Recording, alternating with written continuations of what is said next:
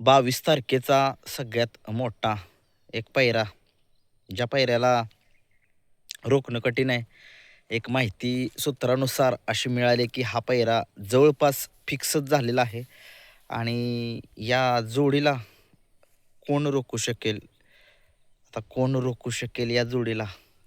सोपी गोष्ट नाही या जोडीला रोखणं. कारण की दोन्हीही पब्लिकचे बादशाह आहेत. दोन्हीही नंदी सगळ्या महाराष्ट्राला माहीत आहे. एक मुंबईमध्ये सध्या बिनजोड गाजवतोय. कोणत्याही कोणत्याही खांदी झोपा, उजव्या झोपा, डावे झोपा, आत न पळवा, बाहेर न पळवा, कुठल्याही खांदी पळवा, तो त्याची गाडी सापडत नाही. आणि आता तो 3 फेऱ्याच्या मैदानामध्ये सुद्धा आलाय. आणि एक आहे जो शंकरपटाचा बादशाह ज्याला म्हटलं जातं, 3 फेऱ्याच्या बादशाह म्हटलं जातं. आणि सध्या महाराष्ट्रामध्ये कितीही मोठं मैदान असू द्या, एक नाही तर 2 नंबर हा त्याचा असतोच. असा हा टॉपचा दोन्हीही नंदी टॉपचे पळतायत. मिलिंद शेठ पाटील यांचा भुंगा आणि त्याच्यासोबत दिसणार आहे आपल्याला लखन. एक टॉपचा पैरा. एक सूत्रानुसार माहिती आहे की हा जवळपास पैरा फिक्सच झालेला आहे आणि एक मोठ्या पैऱ्याची चर्चा सगळ्या महाराष्ट्राला होती. तो पैरा जो आहे तो लखनचा झालेला आहे भुंगासोबत. भुंगाचा पैरा लखनसोबत. काय एवढा मोठा पैरा, गाडीला रोखणं कठीण होईल. या गाडीला एवढं स्पीड लागणार आहे. गटात कितीही टॉपच्या गाड्या असू द्या, सोपी गोष्ट नाही. तळातनं लखन असला बेकार पळतो आणि पब्लिकला भीतच नाही असा हा भोंगा. कितीही पब्लिक असू द्या, मुंबईचा असू द्या. मुंबईमध्ये तर बघितलंय 3 फेऱ्याच्या मैदानामध्ये सुद्धा आता तो पळण्यासाठी सज्ज झाला. अगोदर पण पळाला त्याचं अगोदर पण नाव आहे भोंगाचं.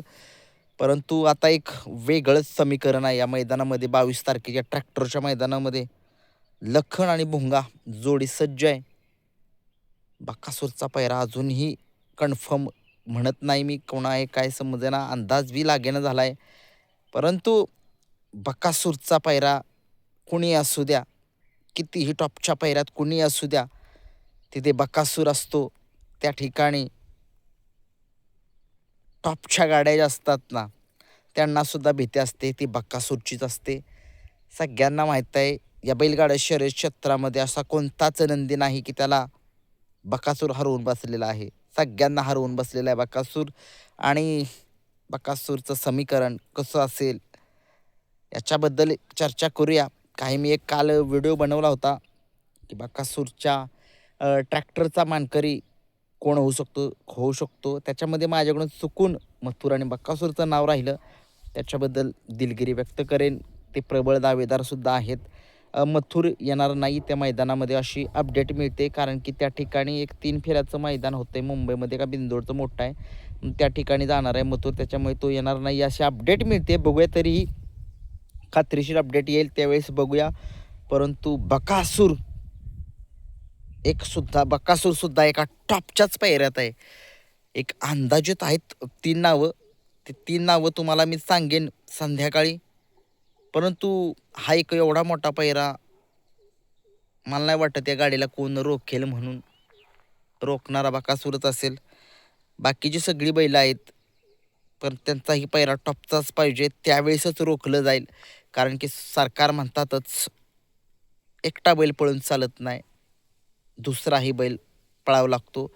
आणि हे दोघेही बैल पळणारेच आहेत. दोन्ही पब्लिकचे बादशाह आहेत. गाडी कुठूनही येऊ द्या 3 फेऱ्याच्या मैदानामध्ये, गाडी फॉल पण होत नाही यांची गाडी. एवढी स्ट्रेट पळतात ते.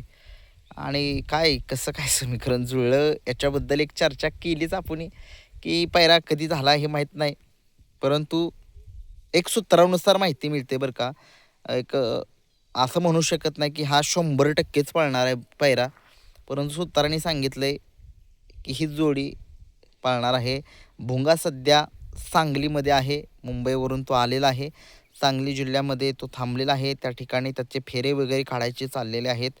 आणि एक मोठं मैदान, मोठ्या मैदानामध्ये मोठेच पैरे होतात आणि खूप चांगला प्रतिसाद मिळेल या मैदानातून. मी त्या मैदानामध्ये जाणार आहे.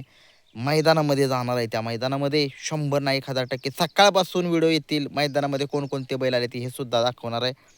भेटूयात आता संध्याकाळी. बकासूरचे पैरे कोण आहेत? ते अंदाजे 3 पैरे आहेत, त्यामधील एक असेल, बघूया.